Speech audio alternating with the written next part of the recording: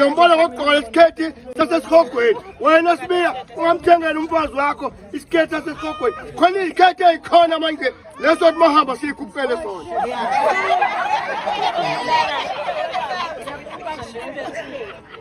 Siqala ukuthi nje esasesihogweni.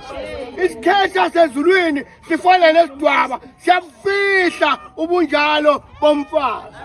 Kodwa lesi sasesihogweni uthi uhamba ungalindele lutho sikupele sona automatic.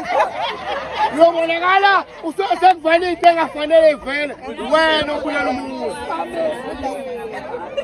Seqedile ukukhuluma nganyame umphefumulo wakho la. Ukhona uSibiya mthande. Akekho uSibiya mthande. uSibiya wenza indaba enkulu. Wakhetha entombini emkhomasi wakwenzwa waba mfundisi. Abantu bamanje bakhonza ukufunda. Ukulifundisa kunakulenza. Mawuthi abafunde bawoprofessor ngalo. Kodwa aliphili kubo.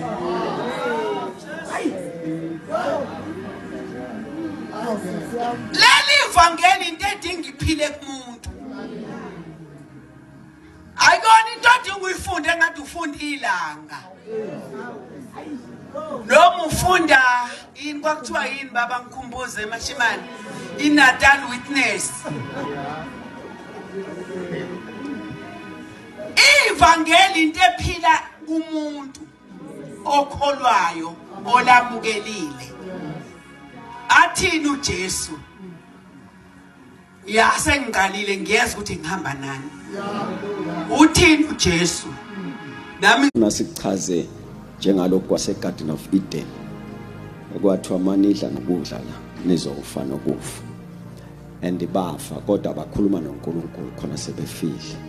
Futhi ukufa akusikona lokhu ngempela ngokungcwatshwa. Khona okukhulu kunalokhu okufaka kwesidumbu ethuneni. Uthi uJesu ke anginendaba nokufaka kwakhe ethuneni. Nginendaba ukuthi kungafi wena. Noma umzimba ungafaka ethuneni kodwa wena ungafi.